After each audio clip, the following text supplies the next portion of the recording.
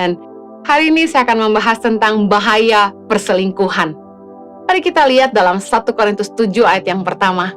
Dan sekarang tentang hal-hal yang kamu tuliskan kepadaku adalah baik bagi laki-laki kalau ia tidak kawin.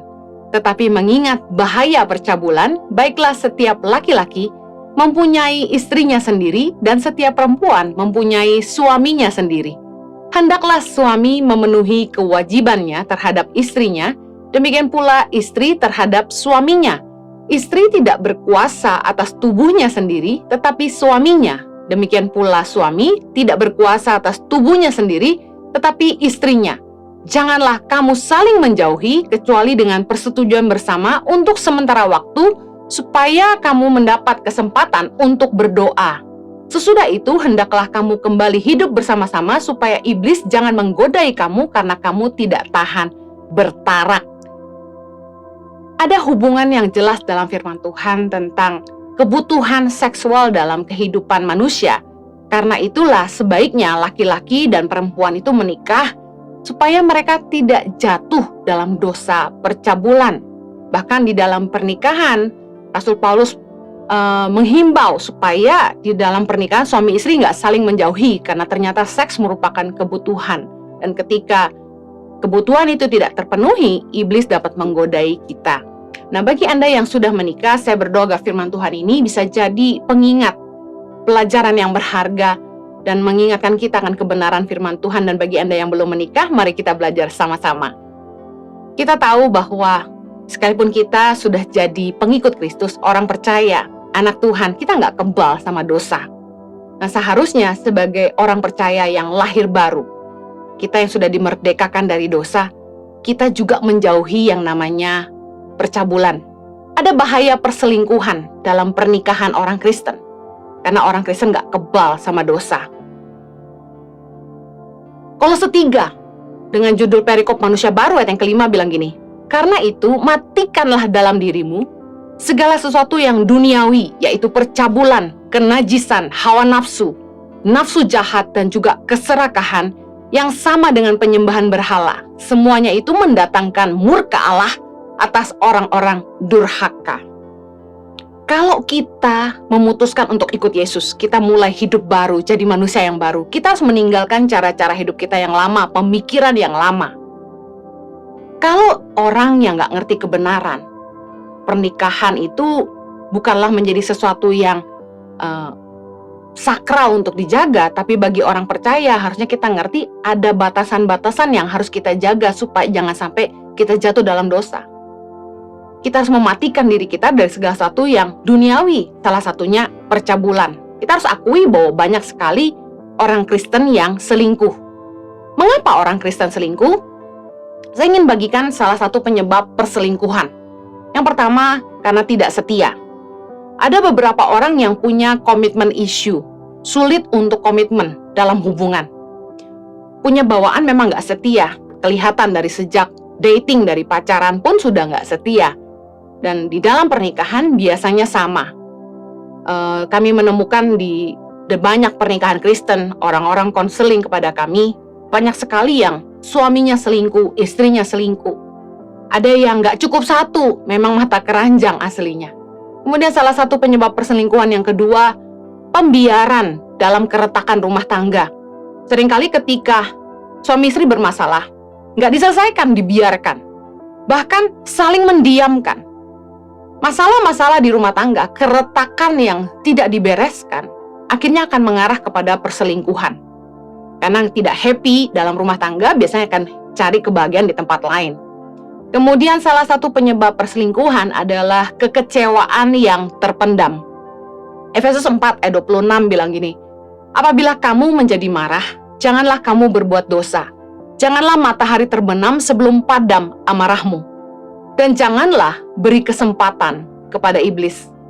Amarah yang dipendam akan menjadi kesempatan buat iblis masuk dalam hidup kita, merusak rumah tangga kita. Karena itulah kita tidak boleh simpan kemarahan, termasuk kekecewaan. Beberapa hubungan yang sebenarnya membuat kita tidak bahagia dalam rumah tangga, kita kecewa sama pasangan kita, tapi kita pendam. pembiaran, dan kekecewaan yang terpendam akhirnya membuat keintiman hilang dan kemudian menjadi akar perselingkuhan. Banyak rumah tangga yang gak bahagia, lalu mereka membiarkan dan akhirnya berakhir dengan perselingkuhan, dan kita bisa tebak akhirnya perceraian. Apa yang seringkali menjadi kekecewaan dalam rumah tangga? Contoh yang pertama, istri tidak dinafkahi, suami tidak tanggung jawab. Kerap kali banyak perempuan yang konseling ke saya, suaminya nggak tanggung jawab. Istri-istri harus kerja menafkahi diri mereka sendiri, bahkan menafkahi anak-anak mereka. Kemudian istri merasa tidak dikasihi oleh suaminya. Ada juga suami yang merasa istrinya nggak menghargai. Kekecewaan yang ada dipendam karena nggak bisa dikatakan. Karena setiap kali disampaikan jadinya bertengkar. Nah, biasanya untuk menghindari konflik, pasangan memilih untuk mendiamkan dan membiarkan, tapi mereka memendam kekecewaan. Kecewa lagi soal prioritas yang salah. Beberapa pasangan mengeluh ke saya, oh suaminya uangnya habis buat keluarga besarnya, buat orang tua, buat kakak adiknya, sementara untuk rumah tangga mereka sendiri, suami pelit, istri harus kerja. Kemudian ada juga istri yang lebih mementingkan kebutuhan keluarga besarnya dan tidak mempedulikan keluarga intinya. Banyak pasangan yang merasa tidak diprioritaskan, menjadi nggak penting bagi pasangannya. Kemudian penyebab kekecewaan yang lain adalah ketiadaan komunikasi, konflik yang nggak diselesaikan, akhirnya saling mendiamkan. Kekecewaan yang lain, hilangnya nilai penghargaan dalam rumah tangga, saling tidak merasa dihargai dan saling tidak menghargai. Kemudian tidak rendah hati untuk saling menerima, saling memaafkan, dan banyak ekspektasi yang tidak sampai, sehingga berakhir dengan kekecewaan. Pasangan yang seringkali melontarkan kata-kata yang menyakiti, merendahkan. Kemudian ketidakpuasan dalam hubungan seks, tapi tidak bisa dikomunikasikan. Kekecewaan yang lain, tertekan, tidak nyaman dalam perlakuan dalam hubungan seks dengan pasangan. Banyak sekali kekecewaan-kekecewaan yang kemudian timbul dalam pernikahan, yang akhirnya akibat dari kekecewaan ini, hilang kemesraan atau keintiman, mulai membangun jarak, tembok di dalam hubungan rumah tangga. Suami istri mulai pisah kamar, pisah ranjang, ibu tidur dengan anak, suami tidur sendiri, tidak bicara sekian tahun, suami sarapan gak pernah disiapin, gak pernah diurusin, suami pulang gak pulang, udah gak dipeduliin. Bahkan ada yang mulai tinggal terpisah, bukan hanya pisah ranjang tapi pisah rumah. Akibat dari kekecewaan tentu berakibat ketika keintiman hilang, komunikasi juga berhenti. Bicara sepentingnya, bicara secukupnya. Kalau nggak ada urusan yang penting nggak ngomong. Biasanya hanya seputar urusan anak saja. Kemudian yang lebih parah, mulai mencari pelarian. Biasanya orang ketiga itu selalu kelihatan lebih baik daripada pasangan kita. Karena kelihatan baik-baiknya aja. Kemudian karena kekecewaan yang ada, suami istri mulai mengalihkan fokus, sibuk ngurusin yang lain, mulai mengalihkan prioritas supaya sibuk di luar dan tidak bertengkar di rumah. Ketidakharmonisan dalam rumah tangga yang panjang pasti akan berujung kepada perselingkuhan dan perceraian. Ada perselingkuhan yang tidak langsung. Perzinahan terjadi di dalam hati. Ada orang-orang yang untuk membangkitkan gairah menonton film porno. Matius 5 ayat 28, Yesus berkata, "Tetapi aku berkata kepadamu, setiap orang yang memandang perempuan serta menginginkannya, sudah berzinah dengan dia di dalam hatinya." Jadi ketika ada suami istri yang sebenarnya sudah tidak punya keintiman, tapi pakai video porno untuk membangkitkan kemesraan, gairah, sebenarnya sudah berzinah dengan orang yang mereka tonton dalam hatinya. Ketika mereka menonton, mereka membayangkan orang lain. Bahkan ketika berhubungan dengan istri atau suami, yang dipikirkan orang lain. Beberapa orang nggak selingkuh langsung, tapi dalam pikiran mereka. Saya percaya perselingkuhan itu bukan khilaf. Perselingkuhan itu bukan kecelakaan, tapi sudah dibayangkan. Ketika kita melihat wanita lain atau pria lain di video dengan adegan yang panas, kita melihat dan kita membayangkan kita dengan orang itu jelas merupakan perzinahan dalam hati. Beberapa orang itu tidak selingkuh, bukan karena tidak mau, tapi karena tidak ada yang mau. Orang tuh nggak selingkuh, bukan karena nggak mau, tapi nggak punya kesempatan. Banyak orang yang akhirnya gagal menjaga kekudusan pernikahan karena alasan konflik dengan pasangan yang tidak terselesaikan, kekecewaan yang dipendam, tidak bahagia dengan pasangan. Akhirnya, begitu punya kesempatan dengan pihak ketiga, pasti langsung jatuh tentunya. Perselingkuhan bukanlah kekhilafan, tapi sudah direncanakan dan dibayangkan. Kita buka celah untuk perselingkuhan. Perselingkuhan itu nggak datang serta-merta. Tapi dengan membiarkan hubungan pernikahan kita tidak bahagia, komunikasi buruk, keretakan kita biarkan, komunikasi hilang, kemesraan hilang, kita sedang membuka celah untuk iblis ambil bagian. Sehingga kita mudah jatuh dengan orang lain yang kelihatannya jauh lebih baik daripada pasangan kita. Kita tidak boleh membiarkan pernikahan kita tidak bahagia. Ada bahasa rohani yang dipakai orang, memang pernikahan saya tidak bahagia, tapi saya tahu karena Tuhan mengizinkan pernikahan saya untuk menjadi salib bagi saya, untuk membentuk karakter saya. Saya anggap itu cuma alasan. Kalau kita sungguh-sungguh mau rumah tangga kita pulih, kita harus mau berkorban, belajar mengerti, harus berusaha supaya pulih. Untuk pulih, kita harus bekerja keras untuk pernikahan kita. Kita nggak boleh simpan kekecewaan. Kalau kita sakit hati dan kita simpan, kita rugi sendiri. Harusnya kalau memang kita punya kekecewaan dengan pasangan, kita bereskan. Gimana cara beresin? Ajak pasangan duduk dan bicarakan ganjalan di hati kita. Bicara dengan lemah lembut. Jaga intonasi kata-kata kita. Bicaralah dari hati ke hati. Sepakati jalan keluar untuk masalah-masalah yang ada. Perlu keinginan dari keduanya untuk pulih tentu. Sepakat untuk pulih. Dibutuhkan keterbukaan dan kerendahan hati. Karena itu yang menjadi awal pemulihan. Kita harus ngerti bahwa prinsip pernikahan di dalam kekristenan, di dalam Kristus, nggak ada jalan kembali. There is no turning back. Kita nggak bisa bilang, kita nggak bisa terus, kita nggak bisa lanjut, udah selesai di sini aja. Kita harus mengerti bahwa pernikahan di dalam Kristen, di dalam Kristus adalah pernikahan one way. There is no U-turn. Nggak ada kata refund. Karena itu, karena kita nggak punya pilihan selain berjuang untuk mempertahankan, kita harus berusaha untuk pulih. Ajak pasangan untuk bicara baik-baik.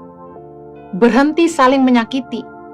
Kita harus saling minta maaf dan saling mengampuni.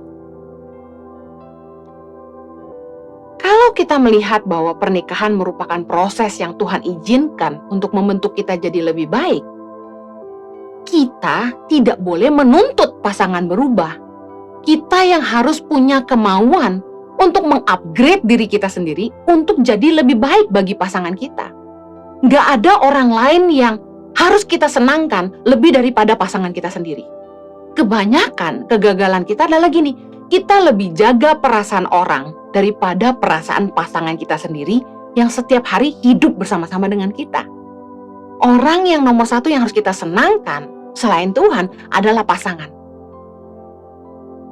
Bagaimana kita bekerja untuk memulihkan rumah tangga kita? Kita harus melihat bahwa pernikahan itu merupakan investasi jangka panjang. Seumur hidup. Pasangan kita adalah teman seperjuangan kita seumur hidup. Kalau kita nggak kerja keras untuk pernikahan kita, kita rugi sendiri. Karena kita harus setia sama pasangan sampai akhir. Kalau kita mau nyaman, kita harus usahakan. Masa depan pernikahan akan jadi seperti apa tergantung dari bagaimana kita menginvestasikan waktu, pemikiran kita, dan uang kita di dalam pernikahan kita. Kita harus mulai atur kembali prioritas hidup kita. Tuhan nomor satu, yang kedua pasangan kita, lalu anak-anak kita, baru keluarga besar, baru teman-teman, baru orang-orang di sekitar kita, komunitas, kota, dan bangsa. Kalau rumah tangga aja nggak pulih, gimana kita mau memulihkan orang lain? Karena pelayanan itu dimulai dari rumah. Dimulai dari hubungan terkecil, yaitu institusi rumah tangga kita, suami istri. There is no better person to please than your spouse. Yang harus kita senangkan nomor satu tuh pasangan. Kenali kebutuhan pasanganmu. Gary Chapman berkata, manusia itu punya 5 bahasa kasih, yaitu sentuhan, pujian, waktu berkualitas, dilayani, dan juga hadiah. Apa bahasa kasih pasanganmu? Ada orang yang haus sentuhan, ada orang yang haus pujian, ada orang yang sukanya hadiah, ada orang yang sukanya spending quality time, ada orang yang sukanya dilayani. Kalau sebagai pasangan kita tidak mau peduli sama kebutuhan pasangan kita, lalu dia ketemu sama orang lain yang bisa memenuhi kebutuhannya, kita akan kehilangan pasangan kita. Ya nggak apa-apa Bu, dia pergi, saya pergi. Kalau prinsip hidup Anda adalah seperti itu, Anda tidak mau ikut kebenaran untuk memperjuangkan pernikahan, bahwa pernikahan itu seumur hidup, nggak ada khotbah lagi yang berguna buat Anda. Khotbah ini hanya berlaku bagi orang-orang yang menyadari bahwa di dalam Kristus pernikahan itu cuma satu kali. Di dalam komunikasi, di dalam rumah tangga, kita mesti ngerti apa yang menjadi area sensitif bagi pasangan kita. Dari situ kita akan meningkatkan pengertian kita terhadap pasangan. Contoh, kalau kita tahu bahwa pasangan kita itu stres kalau rumah berantakan, ya kita harus jadi pasangan yang ngerti, belajar, rapi. Oh nggak bisa dong, saling menerima dong. Saling menyesuaikan, benar. Yang terlalu rapi harus tutup mata sedikit, tapi yang berantakan pun harus mau belajar rapi. Kalau dua-dua nggak mau ketemu di tengah, ya nggak ketemu. Karena masing-masing orang punya karakter berbeda, gaya hidup yang berbeda. Sebenarnya orang tuh bisa berubah kalau mereka mau. Saya buktikan sendiri dalam pernikahan kami. Saya tuh awalnya adalah orang yang sangat introvert. Gak mau ketemu-ketemu orang, gak bisa deket sama orang. Sukanya tuh eksklusif gitu, cuma saya sama Jojo. Gak gitu mau kumpul-kumpul. Tapi saya punya suami yang orangnya seneng bergaul, senengnya ngumpul. Akhirnya saya mulai belajar, kalau dia ajak saya ngumpul sama teman-teman, saya ikut, duduk. Dari yang tadinya saya tuh kalau udah ngumpul, saya diam aja. Tapi sekarang udah bisa ketawa-ketawa, udah bisa bercanda. Orang tuh bisa berubah kalau mereka mau. Kenapa kita mau? Karena kita mengasihi pasangan kita. Kita keluar dari rasa nyaman kita, karena kita tahu pasangan kita butuh. Kalau kita masing-masing egois, gue begini, terima gue padanya, pernikahan kita nggak akan pernah bahagia. Justru pengertian itu adalah mengerti sisi sensitif pasangan kita. Kalau kita mau bahagia, kita nggak bisa saling nuntut. Tapi kita harus melakukan apa yang jadi bagian kita. Hubungan yang sehat dalam pernikahan itu menjaga nilai penghargaan dalam hubungan suami istri. Kolose 3 ayat 18 bilang gini, hai istri-istri, tunduklah kepada suamimu sebagaimana seharusnya di dalam Tuhan. Ayat 19, hai suami-suami, kasihilah istrimu dan janganlah berlaku kasar terhadap dia.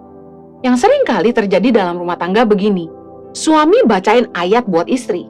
Istri-istri, tunduk pada suami. Kemudian istri baca ayat untuk suami. Hai suami-suami, kasihi istrimu dan janganlah berlaku kasar terhadap dia. Padahal jelas, firman Tuhan ini bicara dengan menyebut untuk siapa. Berarti di ayat 18, hai istri-istri itu ayat buat istri. Ayat 19 dalam Kolose 3, bicara soal hai suami-suami, berarti itu ayat buat suami. Suami yang baca ayat buat suami, istri baca ayat buat istri. Bukannya saling menuding pakai ayat. Kadang-kadang orang Kristen kan terlalu rohani. Berantem aja pakai ayat. Harusnya kita nggak perlu saling menekan, bahkan saling melawan dengan pakai ayat. Tapi kita cukup saling ngerti bagian kita masing-masing. Saling mengasihi dan saling menghargai. Pernikahan itu bukan bicara siapa takut sama siapa, tapi ada nilai penghargaan terhadap satu sama lain. Kenapa kita nggak boleh nyerah sama pernikahan kita? Karena sesungguhnya nggak ada orang yang lebih baik daripada pasangan kita. Saya nggak bahagia, Bu, sama pasangan saya mau cari yang lebih baik.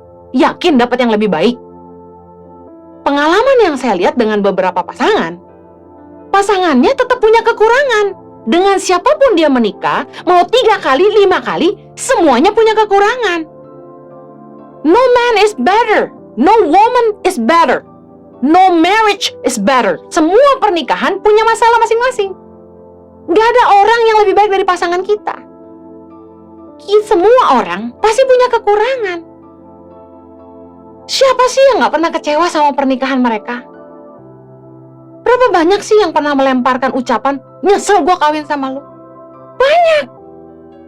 Ketika kita menikah, kita kecewa sama pasangan kita. Tapi hey, mengganti pasangan kita bukan jawabannya. Karena dengan siapapun kita menikah, kita akan kecewa juga. Kecewa itu proses yang akan kita hadapi. Karena nggak ada orang yang bisa 100% cocok sama kita. Setiap kita disatukan dari latar belakang yang berbeda. Besar dengan gaya yang beda. Karakter beda. Karena itulah kita saling membutuhkan. The marriage will be happier if both are willing to work on it. It takes two to tango, katanya.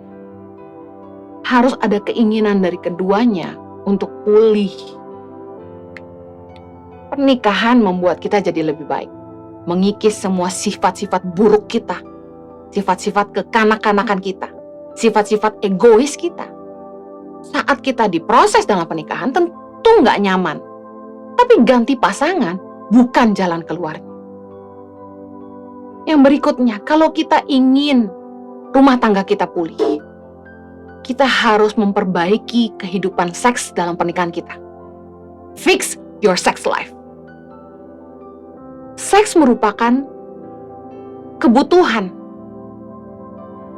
Karena itulah firman Tuhan membahas laki-laki harus punya istrinya sendiri dan setiap perempuan harus punya suaminya sendiri. Karena seks itu kebutuhan. Kalau hidup seks kita nggak sehat, itu yang akan menjadi dosa percabulan. Kemudian, seks itu diciptakan oleh Tuhan untuk kita nikmati dalam pernikahan. Dalam pernikahan yang kudus, seks itu nggak bisa kita dapat dari orang lain kecuali pasangan sendiri, pasangan yang sah di hadapan Tuhan dan di hadapan manusia. Nah, katanya gini, kalau nggak kenyang di rumah sendiri, orang akan jajan di luar kan? Seringkali ini jadi alasan untuk orang selingkuh. Ya istri gue nggak mau, ya gue cari tempat lain lah. Suami saya nggak ngerti saya, ya saya dapat kebahagiaan dari pria lain. Itu cuma alasan. Harusnya kita berjuang memperbaiki pernikahan kita. Salah satunya kehidupan seksual. Banyak sekali pasangan yang bilang, istri saya jarang mau, Bu Heni. Gimana dong? Minggu depan, saya akan melanjutkan khotbah ini dengan judul Seks dalam Pernikahan Kristen. Ini akan nyambung bagaimana pemulihan dalam rumah tangga bisa dimulai dari memperbaiki hubungan seks dalam pernikahan. Saya mau akhiri dengan ini. Seberapa berat pun tantangan dalam hubungan rumah tangga Anda, jangan menyerah. Don't give up. Keep praying for your husband, for your wife. Terus berdoa buat pasanganmu. Amsal 21 ayat 1 bilang gini, hati raja seperti batang air di dalam tangan Tuhan, dialirkannya kemana ia ingini. Doain hati pasangan kita. Hati suamiku seperti batang air di dalam tangan Tuhan, dialirkannya kemana ia ingini. Doakan supaya suami kita, istri kita takut akan Tuhan. Berdoa supaya Jangan sampai pasangan kita kehilangan kasih terhadap kita dan anak-anak kita. Cinta mula-mula itu bisa pulih ketika kita berdoa sungguh-sungguh, minta Tuhan berikan kasih-Nya dalam hati kita. Kita akan mampu mengasihi lagi pasangan kita. Hubungan rumah tangga yang hambar bisa dipulihkan. Saya dan Jojo ngalami proses yang gak mudah dalam rumah tangga kami. Kami melihat bagaimana Tuhan memulihkan kami, mengembalikan kasih yang hambar, membuat kami saling mengasihi lagi. Semua yang saya sampaikan ini banyak dialami oleh pasangan. Bahwa pernikahan bukanlah sebuah perjuangan yang mudah buat kita. Tapi kita tidak boleh nyerah. Sebagai anak Tuhan, kita harus tahu kebenaran. Bahwa kita tidak boleh turut mengambil bagian dalam perbuatan-perbuatan kegelapan yang tidak berbuahkan apa-apa. Kita tahu bahwa perselingkuhan itu nggak ada hasil yang baik buat kita. Itu hanya menjatuhkan kita dalam dosa. Kita harus menjauhi perselingkuhan. Karena saya percaya, selama kita bisa melihat bahwa pernikahan kita itu harus menjadi satu kali seumur hidup, kita akan terus berjuang. Perceraian bukan jalan keluar. Bagaimana kita memulihkan pernikahan kita sangatlah penting. Mari jauhi perselingkuhan, hidup kuduslah di dalam Tuhan. Tuhan berkati, mari kita berdoa. Bapa di sorga, tolong kami. Pulihkan setiap pernikahan anak-anak-Mu Tuhan. Saya percaya bahwa proses dalam pernikahan hanya membuat kami jadi orang yang lebih baik. Membuat kami jadi pribadi yang lebih berkenan kepada Tuhan. Curahkan kasih-Mu dalam hati kami. Supaya kami mampu mengasihi dan mengampuni pasangan kami. Tuhan berkati. Tolong setiap anak-anak-Mu supaya mereka mau sungguh-sungguh berubah untuk pasangannya. Mau jadi pribadi yang lebih baik untuk istri, untuk suami, dan anak-anak. Pulihkan Tuhan. Supaya jangan lagi orang Kristen selingkuh, dan jangan lagi pernikahan Kristen berakhir dengan perceraian. Berikan roh pertobatan dalam hati kami. Pimpin kami Roh Kudus. Demi nama Yesus kami berdoa. Amen.